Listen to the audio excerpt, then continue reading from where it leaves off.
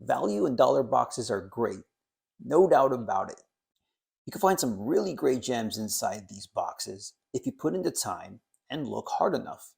As a matter of fact, these boxes are my main source of inventory when it comes to selling low-end cards.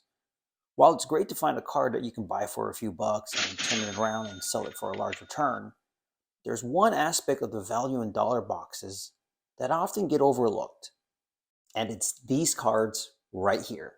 When you find those huge cards in the value boxes, you get a rush, a sense of excitement, if you will. You either end up keeping that card in your PC or you end up selling it to turn a huge profit. And now that you've got a taste of what that feels like, you want to go out and find that again. But the reality is, these types of deals don't come up very often. One can end up becoming dependent upon these types of deals, and you can lose sight of what is actually in front of you.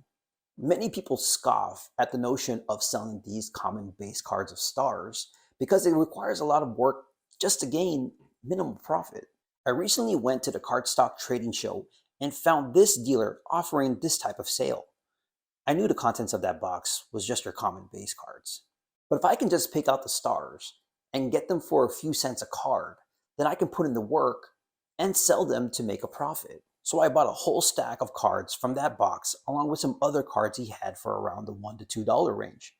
I ended up spending $50 for 87 cards, and I've already made my money back and also made a small profit out of it. What you see here is what I was able to do. Now mind you, these sales figures have already taken into account fees and shipping, and now everything else is just pure profit or cards that I can add to my collection. And if you're finding value in this content, go ahead and hit the thumbs up button. If you haven't yet, please consider subscribing. And what I'm actually trying to do here is trying to build a level of consistency with the cards I sell. Find cards that sell, even if it only gets me cents in profit. Now the question that pops up is that who really wants common base cards? You'll be surprised at what can sell. What it actually comes down to is price point. At what price are you buying the cards at? And at what price are you selling them at? If priced reasonably, then the cards will sell. Now the question becomes, how much profit do you want to make per card? When you're dealing with low-end sports cards, it's actually all about volume. Now, does it require a lot of work? Yes, it does.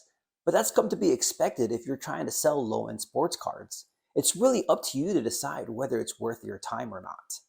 And if you want to know more about why I think selling low-end sports cards are so great, then you can check out this video right here in which I talk about how selling low-end sports cards casts a wider net.